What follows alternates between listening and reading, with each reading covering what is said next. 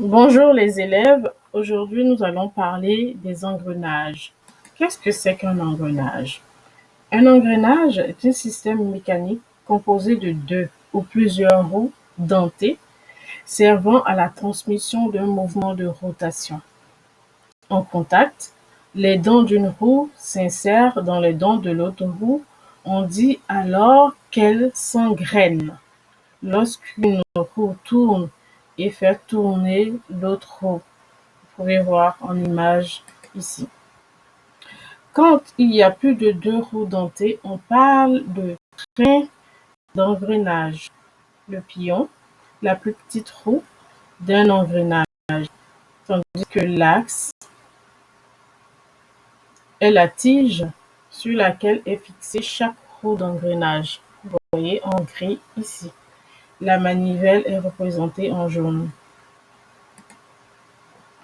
Il existe plusieurs types d'engrenages et la position des roues et leur denture permettent de faire varier l'orientation et la précision de la transmission du mouvement. Entre autres, nous avons l'engrenage à roue conique sur cette photo et ici l'engrenage à roue et vis sans fin, donc là, avec une longue tige torsadée. Ici, on a la roue et la crémaillère. Ici, on a l'engrenage à roue creuse. Donc, vous voyez qu'il existe plusieurs types d'engrenages. Sur cette vidéo, vous aurez plus de détails sur les engrenages. Lorsqu'il y a deux roues dentées, la roue que l'on tourne en gris entraîne l'autre roue en orange.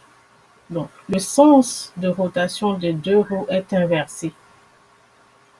La roue A ici tourne dans le sens de l'aiguille d'une montre, tandis que la roue B tourne dans le sens inverse de l'aiguille d'une montre. La roue menante est celle qui a la manivelle et elle entraîne la roue menée. Si la roue menante et la roue menée sont de la même taille, elles tourneront à la même vitesse, mais en sens inverse. Lorsqu'on ajoute un pion intermédiaire entre les deux roues dentées, la roue menante et la roue menée tournent dans le même sens.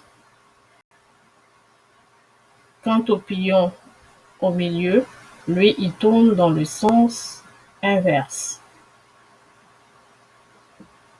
Le pion, donc, ne change ni la force ni la vitesse, il change juste le sens de rotation. Il faut le noter. Lorsqu'on choisit une grande roue menante et une petite roue menée, la petite roue menée tourne beaucoup plus vite que la grande roue menante. Les deux roues tournent dans le sens opposé. La grande roue tourne dans le sens de l'aiguille d'une montre, la petite roue tourne dans le sens opposé de l'aiguille d'une montre. Ainsi, on gagne en vitesse. C'est la multiplication. La vitesse de rotation de la petite roue dépendra du nombre de dents de chaque roue. Lorsqu'on choisit maintenant une petite roue menante et une grande roue menée, la grande roue menée tourne moins vite que la petite roue menante et les deux roues tournent dans le sens opposé. C'est la démultiplication.